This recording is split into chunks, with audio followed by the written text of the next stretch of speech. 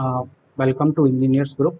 My self के और आज की जो क्लास है उसके अंदर अपन पढ़ने वाले हैं ब्रिक मैसनरी। देखो बेसिकली ब्रिक मैसनरी क्या होती है, अपन ने पहले ब्रिक्स के बारे में पढ़ा कि बहुत अलग अलग साइज की, जैसे स्टैंडर्ड ब्रिक होती है, एक मॉड्यूलर ब्रिक होती है। स्टैंडर्ड साइज की जब मैंने बात करी थी, स्टैंडर्ड ब्रिक की साइज क्या थी भाई, 19x9x9 सेंटीमीटर। ये अपनी क्या थी भाई, स्टैंडर्ड ब्रिक की साइज की बात करी अपन ने। वहीं अपन ने मॉड्यूलर की भी बात करी थी। मॉड्यूलर की साइज क्या थी, 21x7x11.5x7.6 सेंटीमीटर के अंदर। ये अपनी क्या थी सर, ब्रिक की साइजेस थी। ठीक है, तो अब ये ब्रिक की जो यूनिट है, यूनिट्स को अपन को क्या करना है, ऐड करना है, यानी कि चिनना है। एक तरह से अपन बात करें चिनाई। ठीक है, तो मैसनरी में क्या होता है, चिनाई। जब अपन ब्रिक की हेल्प से ब्रिक को अलग अलग यूनिट को एक साथ क्लब करके, एक साथ जोड़ के जो मैसनरी की जाती है, उसको क्या कह देते हैं भाई, ब्रिक मैसनरी की जाती है। ठीक है, तो आपने देखा होगा जब भी अपन मैसनरी की बात करते हैं तो डिफरेंट डिफरेंट, अब देखो कई जगह पे क्या होता है कि पूरी ब्रिक यदि कंप्लीट नहीं आती है तो उस केस में अपन क्या करते हैं, कुछ ब्रिक के टुकड़े लेते हैं। ठीक है, अपन क्या करते हैं, उसके पीसेज ले लेते हैं। कहीं कहीं अपन को आधी ब्रिक से काम चल जाता है, कहीं 3/4 से काम चलता है, 3/4 से काम पड़ता है, या फिर कहीं लेंथ के अकॉर्डिंग होने लगता है। तो अपन सबसे पहले बात करेंगे कि अपन ब्रिक के जो पार्ट्स होते हैं, यानी कि जो पीस अपन करते हैं, उसको किस साइज में करते हैं, उस पीस को अपन क्या कहते हैं। ठीक है, तो ये अपन ब्रिक मैसनरी के अंतर्गत ही पढ़ने वाले हैं। जैसे सबसे पहले अपन बात करें क्लोजर। देखो क्लोजर का मतलब क्या है कि मान लिया कि ये पूरी आपकी ब्रिक थी। ठीक है, ये आपकी कोई क्या थी, पूरी ब्रिक थी। इसकी ये लंबाई हो गई, इसके अलावा जो दो डायमेंशन क्या हो गई, एक तो इसकी डेप्थ हो गई और एक इसकी क्या हो गई, विड्थ हो गई। ठीक है, तो ये आपको ये कंप्लीट ब्रिक यहाँ पे दिख रही है। यदि इस ब्रिक को मैं क्या करूँ, इसकी लंबाई के अकॉर्डिंग, यानी कि इस लंबाई के अकॉर्डिंग यदि कट करूँ, ठीक है, तो वो अपना क्या कहलाता है भाई, क्लोजर कहलाता है। यदि किसी ब्रिक को, यानी किसी कोई ब्रिक है आपको जो दिखती है, यदि उसकी पूरी लंबाई के अकॉर्डिंग, लंबाई के अकॉर्डिंग उसको यदि मैं काट कर देता हूँ, कट कर देता हूँ, तो वो क्या कहलाता है भाई, क्लोजर कहलाता है। ठीक है, तो क्लोजर क्या हो गया, it is the portion of brick cut along the length is called closure. अब इसको आप जैसे कि अपने पूरी ब्रिक को इस तरह से आधा कर दिया, ठीक है, इसकी लंबाई तो पूरी है, यानी यहाँ से लेके यहाँ तक मैं लंबाई की बात करूँ तो ये तो क्या है, अपनी 19 सेंटीमीटर ही है। ठीक है, लेकिन इसकी जो चौड़ाई थी 9 सेंटीमीटर थी, उसका क्या कर दिया मैंने, आधा कर दिया। ठीक है, इस तरह से मैंने कट कर दिया, तो उसको मैं क्या कहूँगा, क्वीन क्लोजर। आधी कर दी, अल्टीमेटली ब्रिक को क्या किया मैंने, आधा किया, और इसको लंबाई के अकॉर्डिंग कट किया, जिसमें क्या कह देता हूँ, क्वीन क्लोजर। ठीक है, क्वीन रानी, इसको बोल देते हैं अपन क्वीन क्लोजर। अब यदि आधी ब्रिक किया तो आधा, और यदि इसका भी मैं हाफ पोर्शन कर देता हूँ, उसको मैं क्या कह देता हूँ, क्वीन क्लोजर क्वार्टर। ठीक है, तो यहाँ से बेसिकली अपने पहले समझना था क्लोजर क्या होता है। यदि ब्रिक को लंबाई के अकॉर्डिंग यदि कट कर दिया जाता है तो वो क्या कहलाता है भाई, क्लोजर कहलाता है। नेक्स्ट अपन ने बात करी क्वीन क्लोजर की। देखो क्वीन क्लोजर क्या होता है, तो when the brick cut along the length making it two equal halves, यानी कि उसको लंबाई के अकॉर्डिंग, ये मैंने फुल ब्रिक की, इसकी लंबाई के अकॉर्डिंग मैंने क्या कर दिया, इसको आधा कर दिया, तो वो मेरा क्या कहलाता है भाई, क्वीन क्लोजर कहलाता है। ठीक है, ब्रिक को लंबाई के अकॉर्डिंग आधी कट कर दिया तो क्या कहलाता है, क्वीन क्लोजर कहलाता है। ठीक है, तो एक queen closure is broken piece of brick which width is half and original, यानी कि उसकी लंबाई तो पूरी है लेकिन विड्थ क्या हो गई, आधी हो गई। ये क्या हो गई, b/2 हुई। मैं बात करूँ ये इसकी लंबाई थी, तो लंबाई तो l की l ही रहेगी, लेकिन यदि ये बिट्स b थी तो b की यहाँ पे बिट्स क्या हो जाएगी, आधी हो जाएगी, तो उसको मैं क्या कह दूंगा भाई, क्वीन क्लोजर। ठीक है, यानी अल्टीमेटली क्या करना है, ब्रिक को लंबाई के अकॉर्डिंग आधा कर देना है। उसके बाद अपन बात करते हैं क्वीन क्लोजर क्वार्टर।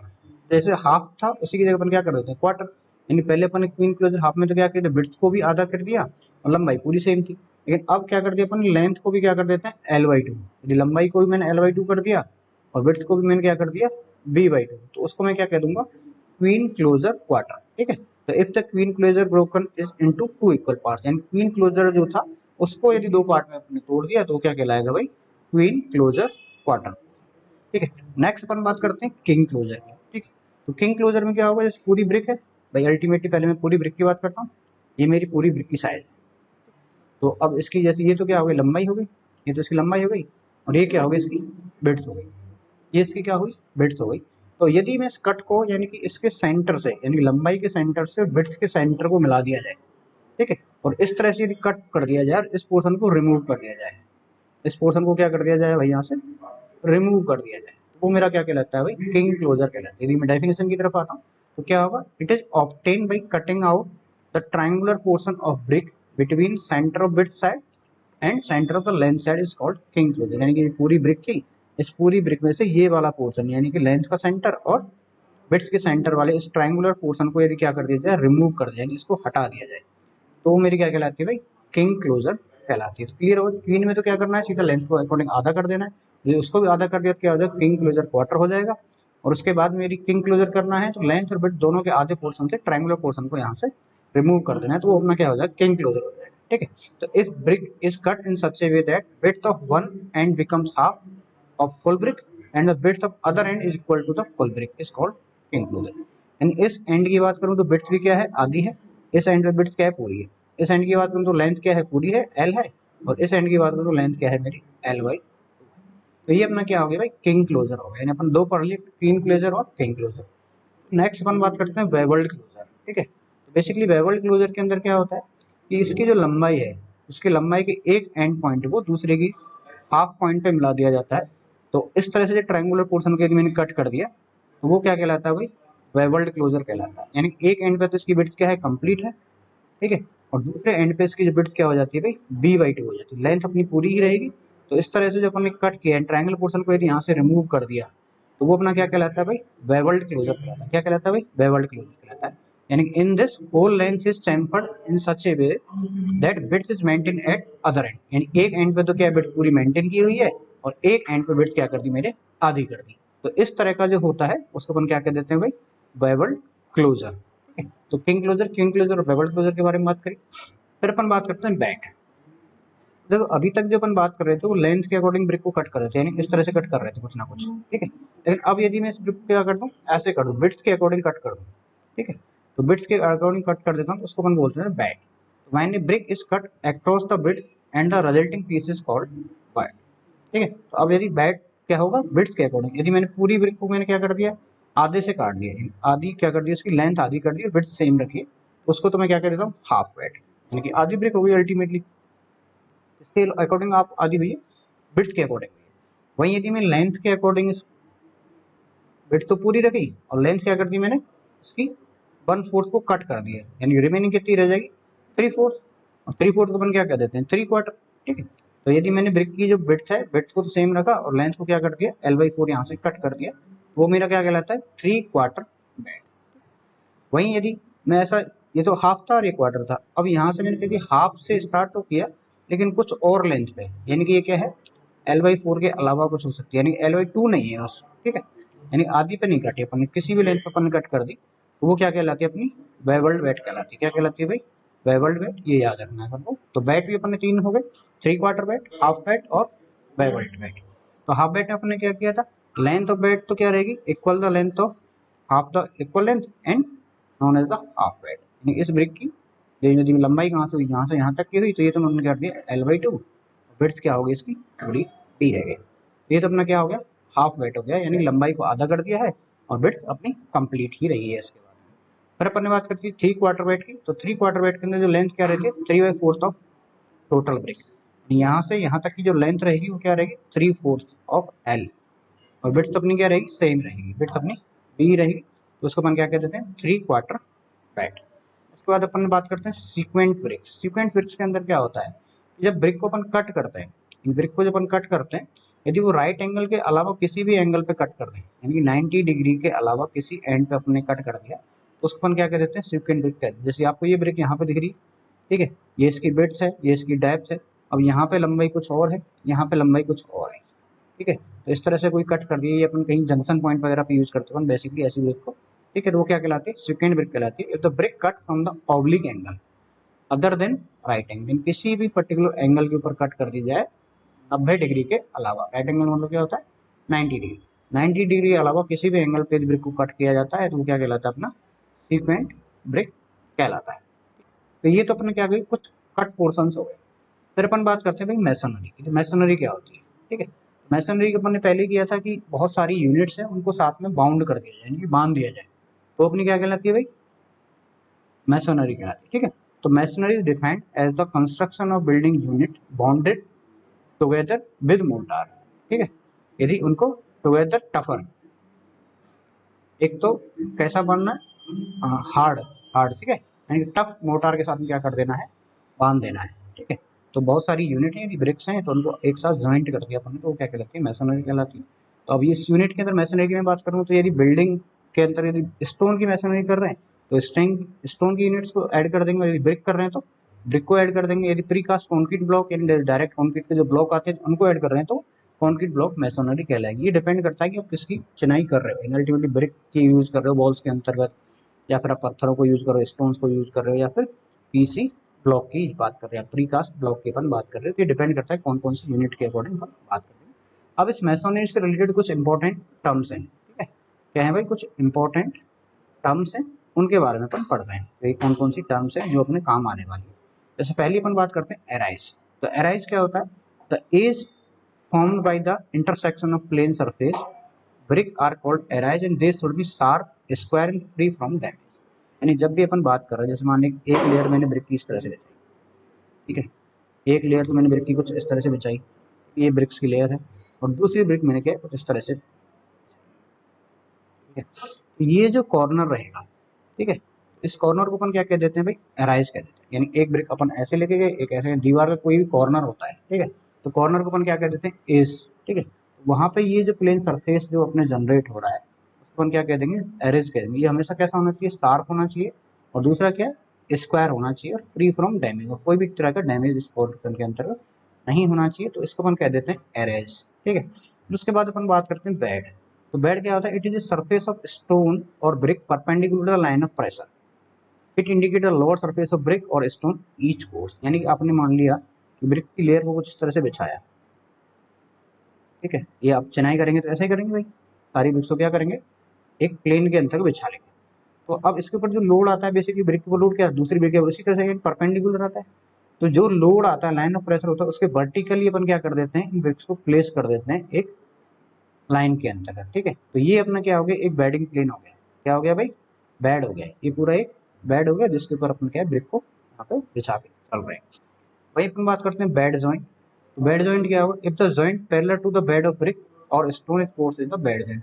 अब यदि मान लिया कि अपन एक ब्रिक की लेयर अपने यहाँ पे बिछाई, ठीक है, उसके साथ साथ में एक लेयर अपने यहाँ बिछाई, एक नीचे होगी, एक अपने क्या होगी, ऊपर होगी, तो वो अपनी क्या कहलाती है भाई, अब ये जो जॉइंट बनेंगे पैरेलल डायरेक्शन के अंतर्गत जो जॉइंट बनेंगे उसको अपन क्या कह देते हैं भाई, बेड जॉइंट। यानी दो लेयर्स के बीच में, दो लेयर्स के बीच में जो जॉइंट बनते हैं, कैसे, पैरेलल डायरेक्शन के अंतर्गत, उसको अपन क्या कह देते हैं भाई, बेड जॉइंट। ये अपने जो जॉइंट रहेंगे वो क्या रहेंगे, बेड जॉइंट रहेंगे। वहीं अपन बात करते हैं पैरापेंट। तो पैरापेंट की अपन बात करते हैं, देखो जब अपन बात कर रहे हैं ब्रिक की, जैसे कि ब्रिक की मैं 3 लेयर यहाँ पे बिछा लेता हूँ, तो ये मेरी लेयर्स चल रही है यहाँ पे, ठीक है, ये अपन ने लेयर्स बिछाई, एक इसके नीचे की लेयर होगी,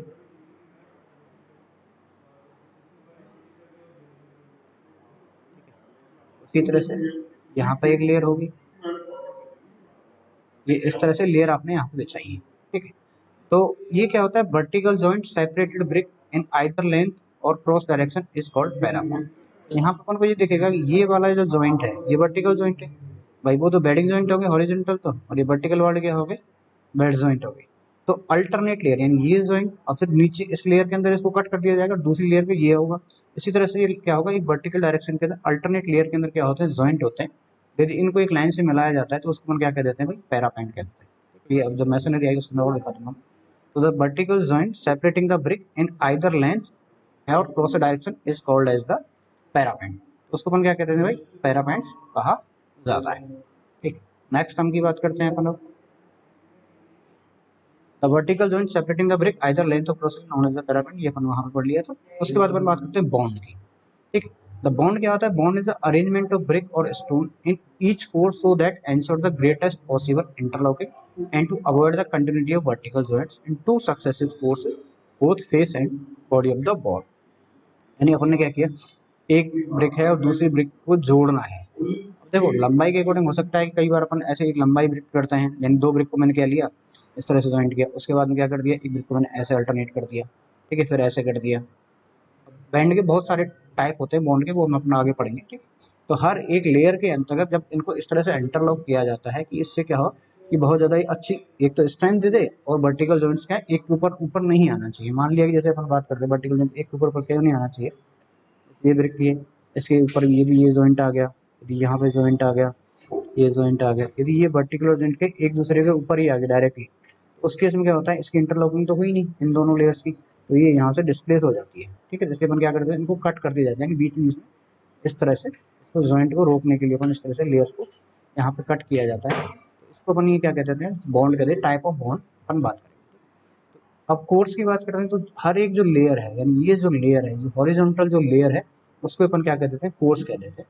तो each horizontal layer of brick is laid, the mortar is called brick work is called as course. ठीक है, तो हर एक लेयर को अपन क्या कह देते हैं भाई, कोर्स कह देते हैं। बॉन्ड की बात अपन ने कर दी, तो देखो टाइप्स ऑफ बॉन्ड कौन कौन से होते हैं उसके बारे में बात करें। एक तो अपना स्ट्रेचर बॉन्ड, एक होता है हेडर या फिर हेडिंग बॉन्ड, फिर होता है एक इंग्लिश बॉन्ड, एक होता है फ्लेमिश बॉन्ड। फ्लेमिश बॉन्ड के ही दो टाइप हैं, डबल फ्लेमिश बॉन्ड और सिंगल फ्लेमिश बॉन्ड। अब इनको बॉन्ड को पहनने से पहले अपन एक ब्रिक की बात करते हैं। जैसे ये अपनी ब्रिक है, ये अपनी ब्रिक है, इसको चलो मैं इसको 3D में बना देता हूँ। ये अपनी हो गई भाई एक ब्रिक, ठीक है, ये ब्रिक हो गई। तो अब इसका जो ये प्रोजेक्शन है, यानी जिसकी ये तो क्या हो गई लंबाई, ये तो क्या हो गई लंबाई, और ये क्या हो गई डेप्थ, यानी ये वाला जो पोर्शन आपको दिख रहा है, ये वाला जो पोर्शन दिख रहा है अपना, ठीक है, इस पोर्शन को अपन कहते हैं स्ट्रेचर। क्या बोल देते हैं भाई, स्ट्रेचर, इसको कहेंगे स्ट्रेचर। वही देखो ये वाला जो एंड एरिया आपको दिखेगा, तो देखो ये स्ट्रेचर जो आपको दिखेगा वो कितना, वो 90 सेंटीमीटर उसकी लंबाई होगी, उसकी डेप्थ कितनी रहेगी, 9 रहेगी। ठीक है, वहीं यदि मैं हेडर की बात करूँ तो हेडर की, अब हेडर क्या है, एक तरह से अपन इस साइड से देख रहे हैं, इस साइड से दिख रहे हैं, तो अपन को क्या दिख रही है, एक तो विड्थ दिख रही है और एक इसकी क्या दिख रही है, डेप्थ दिख रही है। तो हेडर की जो साइज होती है वो क्या होती है भाई, 9 बाई 9 सेंटीमीटर होती है। ये चीज़ आपको याद रखनी है, हेडर क्या होता है और स्ट्रेचर क्या होता है। जब मैं हेडर की बात करूंगा तो यानी उसकी लंबाई 19 सेंटीमीटर है, उसकी डेप्थ 9 सेंटीमीटर है, आपको एक रेक्टेंगुलर पोर्शन दिखेगा।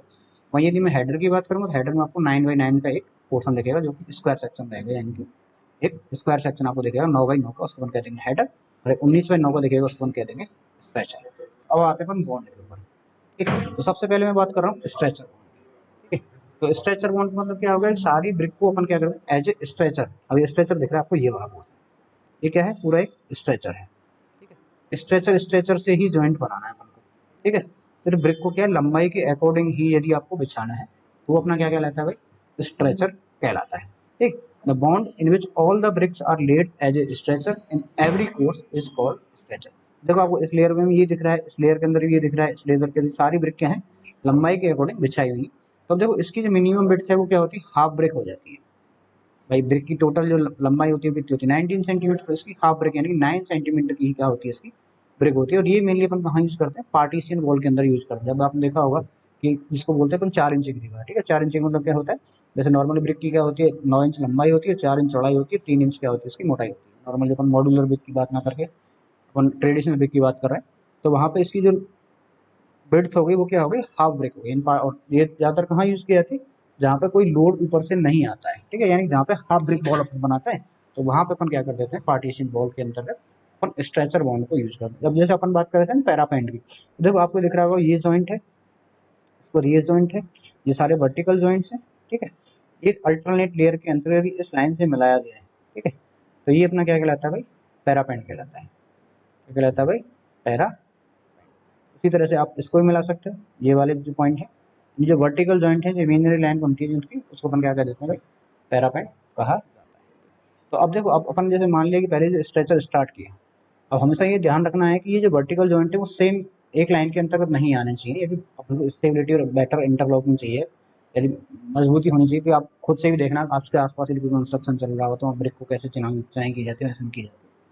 तो इस अब देखो अपन ने पहले क्या किया, इसके अंदर पूरी ब्रिक को यहाँ पे ले लिया, लेकिन अब जब स्टार्ट करेंगे पूरी ब्रिक से करेंगे तो क्या होगा, इसके बीच में आ जाएगा। तो इसलिए अपन क्या कर देते हैं, या तो यहाँ पर स्टार्टिंग के अंतर्गत क्या कर लेते हैं, हाफ बैट यूज कर लेते हैं, आधी ब्रिक को यूज कर लेते हैं। इससे क्या होगा भाई, अब ये जॉइंट मेरा यहाँ हो गया, तो अगला जॉइंट क्या हो जाएगा, हमेशा सारे जॉइंट क्या हो जाएंगे, आपस में कट जाएंगे। तो इसलिए ये स्ट्रेचर जॉइंट हो गया। तो ये कहाँ यूज किया जाए, जहाँ पर थिन वॉल है, पार्टीशन वॉल बनाई जाती है, यानी हाफ ब्रिक की ब्रिक की बनाई जाती है, वहाँ पर अपन स्ट्रेचर बॉन्ड को यूज किया जाता है। तो नेक्स्ट अपना आता है हेडर बॉन्ड, यानी मान लिया कि सारे ही ब्रिक को अपन क्या करते हैं, हेडर की तरह अरेंज किया जाए। लंबाई की जगह अपन क्या करें, इस तरह से हेडर यूज करें। ठीक है, लंबाई के अकॉर्डिंग क्या करें अपन, हेडर को यूज किया जाए। तो उस केस के अंदर क्या होगा, ठीक है, तो the bond in which all the bricks are laid as a header in every course, यानी हर एक लेयर के अंदर सिर्फ हेडर ही हेडर है, उसको अपन क्या कह देते हैं भाई, हेडर बॉन्ड कह देते हैं। This bond is commonly use for constructing standing of bells, footing of bells, walls and columns and cowls and cornices. कहाँ कहाँ पे यूज किया जाता है, एक तो जो अपन पहले पुराने जमाने में कुएं बनाते थे उनके अंदर किया जा सकता है, फुटिंग के अंदर मेनली जो फुटिंग यानी कि फाउंडेशन होता है उसके अंदर यूज कर सकते हैं। जहाँ पे अपन कॉलम बनाते हैं, कॉलम की कास्टिंग अपन एज ए हेडर की तरह करते हैं, या फिर कहीं कॉर्निस या फिर कोबल बनाए जाते हैं, वहाँ पर भी इस तरह का बॉन्ड यूज किया जाता है। जैसे आपको यहाँ पे दिख रहा होगा, इस पहले मैंने क्या एक हेडर की लेयर बिछाई, सारे हेडर हैं, सारे हेडर हैं, ठीक है। अब मेरे को यहाँ से क्या कट करना है, तो अल्टीमेटली क्या होना चाहिए, तो या तो मैं इसका हेडर का 1/4 1/2 या फिर अपन क्या कर लेते हैं, यहाँ पर 2/3/4 उसको यूज कर लिया जाता है। क्या कर लिया जाता है, तो 3/4 बैट को यूज कर लिया जाता है, जिससे क्या हो जाएगा भाई, हाफ बैट यूज करते तो यहीं पे मिल जाता। अब 3/4 बैट के तो इसको थोड़ा सा आगे कर दिया, यानी ओवरलैपिंग है वो 1/4 ब्रेक की ओवरलैपिंग यहाँ पे आ जाती है और ये कंसेप्ट कट जाता है। इसी तरह हर ईच कोर्स के अंतर्गत अपन इस तरह से ये क्लोजिंग के लिए अपन लेके चलते हैं, ठीक है। दोनों एंड्स के अंदर क्या होगा, 3/4 बैट को यूज किया जाता है हेडर कोर्स के अंदर। बात करते हैं हेडर कोर्स की जो मिनिमम बिट कितनी होगी भाई, हेडर कोर्स का मतलब क्या होता है, ब्रिक को इस तरह से अरेंज किया हुआ है, ठीक है। तो मिनिमम बिट कितनी होगी, 1 ब्रिक बॉल, क्या हो जाएगी भाई, 1 ब्रिक बॉल। या फिर अपन बात कर सकते हैं स्टैंडर्ड ब्रिक है तो 19 सेंटीमीटर होगी। ये इंचेस की बात करते हैं ट्रेडिशनल के अंतर्गत, तो 9 इंच की क्या होती है भाई, इसकी 9 इंच की क्या होती है, बिड्थ होती है। तो मिनिमम बिड्थ कितनी होनी चाहिए इसके लिए, 1 ब्रिक बॉल, ठीक है। तो हेडर कोर्स के लिए 1 ब्रिक बिड्थ को यूज किया जाता है। नेक्स्ट अपना आता है इंग्लिश बॉन्ड, बहुत ही इंपॉर्टेंट बॉन्ड है, ठीक है। देखो इंग्लिश बॉन्ड के अंदर क्या होता है, जो जितने भी कोर्सेज हैं, ठीक है, उनके अंदर किया जाता है कि एक तो अपन हेडर ले लिया, यानी एक कोर्स अपन ने क्या किया, हेडर कोर्स बिछा दिया, ये अपना क्या रहेगा, हेडर रहेगा, सारे कोर्स क्या रहेंगे, हेडर्स रहेंगे, सारे कोर्स हेडर रहेंगे। उसका जो ऊपर की जो लेयर बिछाई जाएगी उसके अंदर क्या करेंगे अपन, फर्स्ट तो अपन ने 3/4 ले लेते हैं, ठीक है। उसके बाद में सारे हेडर क्या लेंगे भाई, हेडर, यानी एक स्ट्रेचर और एक हेडर अल्टरनेट लेयर के अंदर, यानी एक तो अपनी हेडर की लेयर होगी, उसके नीचे की कैसी रहेगी, स्ट्रेचर की रहेगी, तो अल्टरनेट स्ट्रेचर रहती है। The bond consisting of course of header and stretcher laid in alternative, it is strongest all the bonds, जितने भी बॉन्ड है उन सबसे ज्यादा जो मजबूत होता है वो कौन सा होता है, अपना इंग्लिश बॉन्ड। इसको डायग्राम से और समझाऊंगा मैं। और स्ट्रेचर कोर्स के अंदर क्या होता है, स्ट्रेचर है minimum length of 1/4 of gear length, यानी इसके अंदर जो ओवरलैपिंग होती है 1/4 ऑफ द ब्रेक होती है हमेशा स्ट्रेचर बॉन्ड की, तो जब बात करते हैं इसी का एक मॉडिफिकेशन होता है डच बॉन्ड, ठीक है। तो डच बॉन्ड में अपन क्या करते हैं, जैसे अपन यहाँ पे तो क्या कर रहे थे, एक हेडर मतलब एक स्ट्रेचर कोर्स है, उसके बाद एक हेडर कोर्स है। अब इसके अंदर क्या करते हैं, 2-3 अपन क्या कर लेते हैं, स्ट्रेचर के कोर्स लगा देते हैं, उसके बाद में एक हेडर कोर्स लेंगे, ठीक है। फिर अपन स्ट्रेचर कोर्स ले लेंगे 3-4, उसके बाद में हेडर कोर्स ले लेंगे। तो बेसिकली ये क्या होता है, एक मॉडिफिकेशन है किसका, इंग्लिश बॉन्ड का। तो each header course consists queen closure to avoid vertical joint in same line and the hurting is wire compacted by header entirely। जितनी भी हर्टिंग की बात अपन करते हैं, जब अपनी ब्रेथ क्या होती है बॉल की ज़्यादा होती है, उस केस में जो बीच का जो पोर्शन होता है, ठीक है, उसके अंदर जो यूज़ की जाती है ब्रेक्स, जैसे एक अपना क्या हो गई, एक तो हो गया फेसिंग, यानी कि जो बाहर से की तरफ से दिखेगी, एक हो गई अपनी बैकिंग, ठीक है। एक फेस हो गया बैक और एक हो गया फेस। अब इन दोनों के बीच के अंदर जो होती है उसको अपन क्या कहते हैं, हार्टिंग बोल देते हैं। उसको क्या बोल देते हैं अपन, हार्टिंग बोल देते हैं। इसके अंदर जो जो हर एक हेडर कोर्स है उसके अंदर क्या यूज किया जाएगा, इन प्लेजर को यूज किया जाएगा। The joint in header course thinner than the stretcher joint, यानी कि जो हेडर कोर्स है उसके अंदर जो जॉइंट यूज किए जाते हैं पतले होते हैं as compare to stretcher joint की अपन जब बात करते हैं। तो ये आपको यहाँ पे डायग्राम दिख रहा है इंग्लिश बॉन्ड का। इसमें बेसिक देखो फर्स्ट में अपन को क्या दिख रहा है, ये अपना एक स्ट्रेचर कोर्स है, स्ट्रेचर की लंबाई के अकॉर्डिंग बिछाया हुआ है, इसको अपन क्या कह देते हैं भाई, स्ट्रेचर कोर्स। उसके बाद अपन क्या करेंगे, एक हेडर कोर्स लेंगे, ठीक है, यानी कि एक बैट लिया अपन ने, ये तो एक बैट हो गया, ठीक है, हाफ बैट कह सकते हैं, या फिर अपन इसको एक हेडर कहते हैं। मान ली एक तो अपन ने हेडर यूज कर लिया, उसके बाद में अपन ने यूज किया क्वीन क्लोजर, ठीक। क्वीन क्लोजर मतलब क्या होता है, यानी कि लेंथ इसकी क्या है, लेंथ तो कंप्लीट है लेकिन बिड्थ क्या है इसकी, b/2। तो ये अपन ने कहाँ यूज कर लेना है, इसके बाद अपन क्या कर लेना, क्वीन क्लोजर को यूज कर लेना, फिर हेडर फिर हेडर फिर हेडर फिर हेडर फिर हेडर, इस तरह से अल्टरनेट होता रहेगा। उसके बाद नेक्स्ट जो अल्टरनेट लेयर आएगी वो किसकी आएगी, स्ट्रेचर की, फिर उसका स्ट्रेचर स्ट्रेचर स्ट्रेचर अगेन, फिर हेडर, फिर उसके बाद में एक क्वीन क्लोजर, फिर header header header header header, उसी तरह से स्ट्रेचर हेडर स्ट्रेचर हेडर, इस तरह से अल्टरनेट लेयर के अंदर चला जाता है। तो ये तो क्या है, 1 ब्रिक बॉल की अपन बात करें, 1 ब्रिक बॉल यानी जिसकी लंबाई क्या है, सॉरी बिड्थ क्या है, एक ब्रिक के बराबर है, या फिर एक 1 ब्रिक की जो लेंथ होती है, ठीक है, 1 ब्रिक की जो लेंथ होती है उसके अंदर क्या होता है, 2 बिट्स लिया जाता है, बीच में क्या हो जाता है, मोटार आ जाता है, बीच में क्या आ जाता है, मसाला आ जाता है, ठीक। तो ये अपनी एक ब्रिक की हो गई। वहीं अपन यदि हाफ ब्रिक की बात करें, ठीक है, तो हाफ ब्रिक के अंदर क्या होगी, चौड़ाई क्या है मेरी, अब हाफ ब्रिक, तो एक ब्रिक तो मेरी क्या है, लंबाई के अकॉर्डिंग आ जाएगी, एक क्या आ जाएगी, स्ट्रेचर आ जाएगा। तो अब आपको एक ईच कोर्स के अंदर पहले यदि स्ट्रेचर लगाना है तो यहाँ पर स्ट्रेचर स्ट्रेचर स्ट्रेचर लगा दिए, ठीक। तो अब यदि इस तरफ स्ट्रेचर लगाएं तो उस तरफ क्या लगाना पड़ेगा अपन को, एक हेडर लगाने पड़ेंगे, ठीक है। तो इस तरह से अल्टरनेट लेयर से चलते हैं। यानी यहाँ पे स्ट्रेचर है तो इधर हेड, इधर स्ट्रेचर इधर हेड। तो ये अपनी क्या है, हाफ ब्रिक बॉल है, 1.5 ब्रिक बॉल। इसके अंदर भी क्या करना, देखो आपको क्या दिख रहा है, एक स्ट्रेचर कोर्स दिख रहा है, एक हेडर कोर्स दिख रहा है, एक स्ट्रेचर कोर्स दिख रहा है, एक हेडर कोर्स दिख रहा है, एक स्ट्रेचर, एक हेडर, एक स्ट्रेचर, एक हेडर। अब इस लेयर के लिए अपन बात करें, एक लेयर तो आपको यहाँ दिख रही है, यहाँ पे स्ट्रेचर दिख रहे हैं आपको, यहाँ पे हेडर दिख रहे हैं, तो ये वहीं इससे ऊपर की जो लेयर आएगी तो उसमें क्या होगा, यहाँ पे तो अपने क्या रहेंगे, स्ट्रेचर रहेंगे, और इस तरफ क्या रहेगा, हेडर रहेगा, जिसकी बेटर क्या है, इंटरलॉकिंग बनी रहेगी, आपस में स्ट्रॉन्गली क्या रहे, बने रहें एक दूसरे के साथ में। तो इसके लिए मिनिमम ब्रेक वॉल क्या होती है भाई, 1 ब्रेक, ठीक है, 1 ब्रिक इसकी क्या होती है, मिनिमम विड्थ होती है। तो वो इसको आप बड़ी भी यूज़ कर सकते हैं, चौड़ाई यूज़ कर सकते हैं, हाफ ब्रिक, डबल, मतलब 1.5 एंड 2 ब्रिक विड्थ की अपन इसको यूज़ कर सकते हैं। तो ये तो अपना क्या हो गया, इंग्लिश बॉन्ड हो गया। नेक्स्ट अपन बात करते हैं फ्लेमिश बॉन्ड की, ठीक है। देखो इंग्लिश बॉन्ड के अंदर अपने क्या किया था, ईच कोर्स, एक कोर्स हेडर का है, एक स्ट्रेचर का है, एक हेडर का है और एक स्ट्रेचर का है। वहीं फ्लेमिश जॉइंट की तरफ अपन क्या कर देते हैं भाई, पहले अपन एक हेडर लगाया, उसके बाद स्ट्रेचर, यानी एक ही कोर्स के अंतर्गत हेडर स्ट्रेचर को अल्टरनेटली अपन लगाते रहते हैं, ठीक है। एक ही के अंदर क्या लगाते हैं अपन, अल्टरनेट में लगाते रहते हैं, तो अपना क्या कहलाता है भाई, फ्लेमिश बॉन्ड कहलाता है, ठीक है। यानी पहले हेडर है, उसके बाद में स्ट्रेचर आएगा, header stretcher, header stretcher, header stretcher, ठीक। तो इस तरह का यदि अरेंजमेंट होता है तो उसको हम क्या कह देते हैं, फ्लेमस बॉन्ड कह देते हैं। तो as compare to English bond ये क्या है, देखने में थोड़ी सी अपीयरेंस क्या होती है, अच्छी लगती है, ठीक, किसकी, फ्लेमिश बॉन्ड की। और फ्लेमिश बॉन्ड भी क्या है, दो तरह के अपन ने बताए थे भाई, एक तो अपना क्या होता है सिंगल फ्लेमिश, एक तो क्या होता है भाई सिंगल फ्लेमिश, और दूसरा क्या होता है अपना डबल फ्लेमिश, सिंगल और डबल फ्लेमिश। फ्लेमिश बॉन्ड क्या है, दो होते हैं। फ्लेमिश बॉन्ड के अपन समझते हैं, पहले होता क्या है कि एक ही कोर्स के अंदर, यानी एक ही लेयर के अंतर्गत स्ट्रेचर और हेडर, स्ट्रेचर और हेडर इस तरह से बिछाया जाता है, वो तो क्या होता है, फ्लेमिश बॉन्ड हो जाता है। वहीं यदि एक पूरा लेयर जो है वो हेडर का है और उसके ऊपर का स्ट्रेचर का है, यदि अल्टरनेट लेयर के अंदर बिछाए जा रहे हैं तो उसको क्या कहते हैं, इंग्लिश बॉन्ड कहा जाता है, ठीक। तो डबल फ्लेमिश बॉन्ड, अब जो फ्लेमिश बॉन्ड है उसको दो टाइप पर लिए अपन ने, डबल फ्लेमिश बॉन्ड और सिंगल फ्लेमिश बॉन्ड। तो जब मैं बात करता हूँ इन दोनों बॉन्डों की कंपैरिजन कर देता हूँ इंग्लिश बॉन्ड के साथ में, तो in this type of bond each course is compromise as a alternate header and courses. तो ये तो अपन ने पहले क्लियर कर दिया कि हर एक लेयर के अंदर एक हेडर होगा, फिर स्ट्रेचर होगा, अल्टरनेट चलते रहेंगे, header stretcher, header stretcher, header stretcher, एक ही लाइन के अकॉर्डिंग, ठीक है। और every alternate course start with a header at the corner and queen header closure are placed next to the queen header, यानी हर एक जो कोर्स है वो अल्टरनेट लेयर है, हेडर से स्टार्ट किया जाएगा और उसके बाद में क्वीन क्लोजर को पेस्ट किया जाएगा, ठीक है। तो हर एक अल्टरनेट लेयर के अंदर का जो कि हेडर से स्टार्ट हो रही है कॉर्नर के ऊपर, उसके ऊपर एक क्वीन हेडर या क्वीन क्लोजर को यूज किया जाता है नेक्स्ट टू द हेडर, ठीक है, जिससे कि जो फेस है वो क्या ओवरलैप होता रहे। Every header is centrally suppose over the stretcher below it, यानी हर एक हेडर के नीचे क्या होना चाहिए, एक स्ट्रेचर होना ही चाहिए, ठीक है। जैसे ये हेडर है जिसके नीचे स्ट्रेचर लगा हुआ है, तो ये हेडर है इसके नीचे एक स्ट्रेचर होना चाहिए, ये हेडर है इसके नीचे एक स्ट्रेचर होना चाहिए, ठीक है। तो हर एक हेडर के नीचे सेंट्रली क्या होना चाहिए, एक स्ट्रेचर से सपोर्ट होना चाहिए, ठीक। इसके अलावा और क्या क्या चीज़ें हैं जो हमको यहाँ याद रखनी है सिंगल फ्लेमिश बॉन्ड के अंतर्गत। The Flemish bond found more economical than English bond, यानी कि जो फ्लेमिश बॉन्ड है वो as compare to English bond क्या होता है, इकोनॉमिकल होता है, क्योंकि इसके अंदर जो हाफ ब्रिक है उनको ज़्यादा यूज़ कर लिया जाता है।